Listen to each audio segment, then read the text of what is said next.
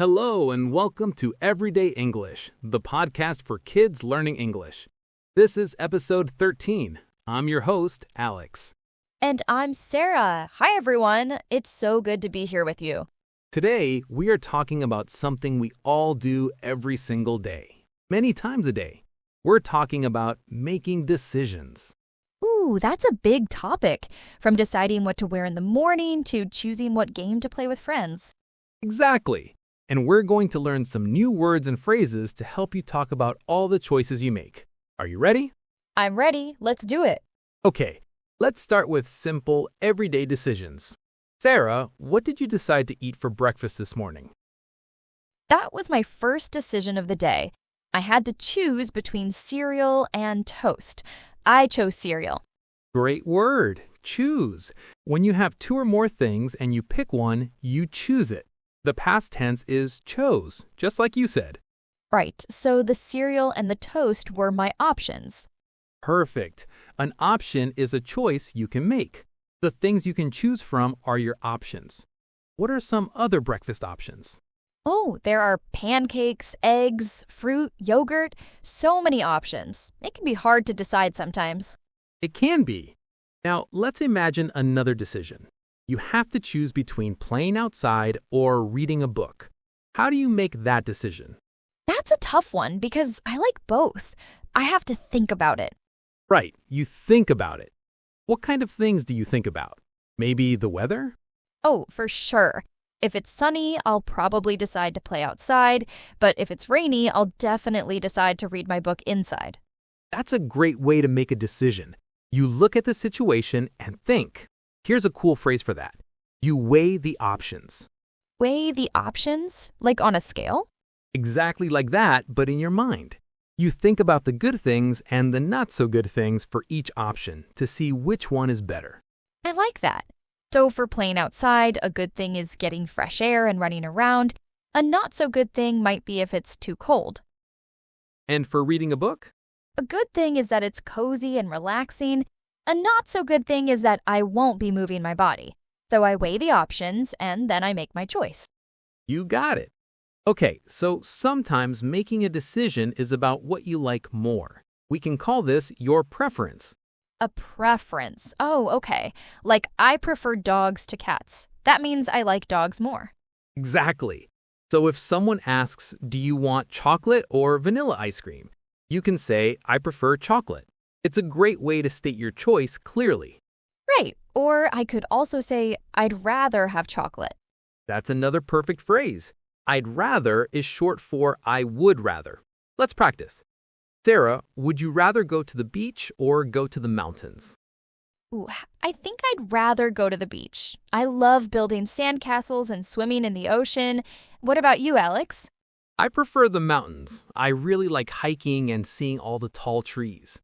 See, we have different preferences. And that's totally okay. It's good that everyone likes different things. It is. So for everyone listening, you can use I prefer or I'd rather to talk about your choices. But what if you can't decide? What if you like both options? Excellent question. If you like both, you could say, I like them both, or it's hard to decide. Or you can say, I can't make up my mind. Yes, that's a fantastic one. I can't make up my mind means you feel stuck between the options and you just can't choose. I feel that way when I look at a menu with lots of yummy food. I can't make up my mind. Me too. And when that happens, sometimes it's good to ask for help. And that brings us to our next point, asking for advice. Right. Advice is when someone gives you their idea to help you. So if I don't know which movie to watch, I can ask a friend for their advice. And how would you ask, Sarah? What words would you use?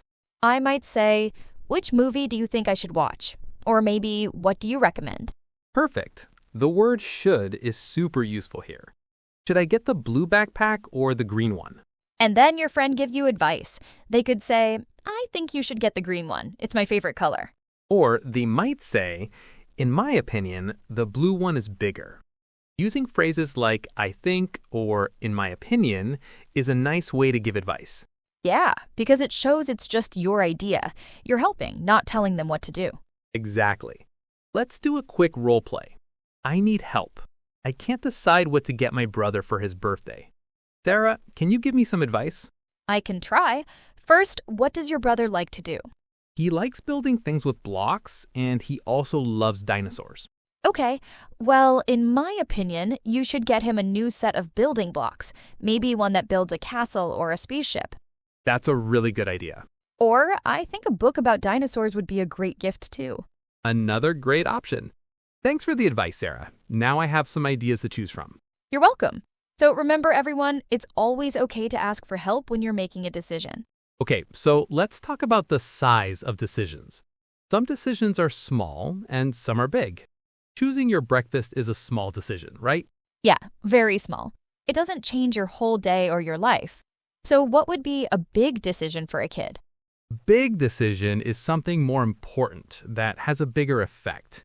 For example, choosing which sport to play for the school team.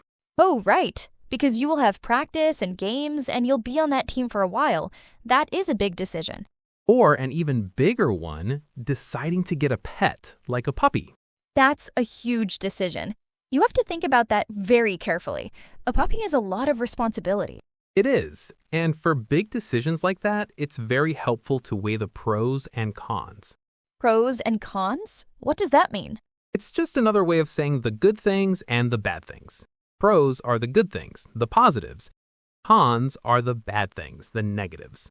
Oh, I get it. So for getting a puppy, a pro is that you have a new best friend to play with. And the con? A con is that you have to wake up early to take the puppy outside, even on weekends. That's a very real con. So by making a list of all the pros and all the cons, you can see everything clearly and make a better, more careful decision. That's a really smart idea, especially for those big, important decisions. Speaking of big decisions, what about when you're not making a decision alone? What about making decisions with friends or family? Oh, that's a great point, Alex. Like deciding what game to play at recess with a group of friends. Exactly. Everyone might have a different idea. So what do you do then? You need to cooperate. Wow, we've covered a lot today about making decisions. We sure did. Let's do a quick recap of the new words and phrases. Great idea. We learned about making a choice from different options. And we learned how to talk about our preferences using I prefer or I'd rather. We also learned how to ask for and give advice using the word should. And for those really big decisions, we can weigh the pros and cons. That's right. Making decisions is a skill, and just like any skill, the more you practice, the better you get at it. Thank you all for joining us for this episode of Everyday English. We hope you learned a lot. We'll be back next time with another fun topic. Bye, everyone. Bye. Happy decision making.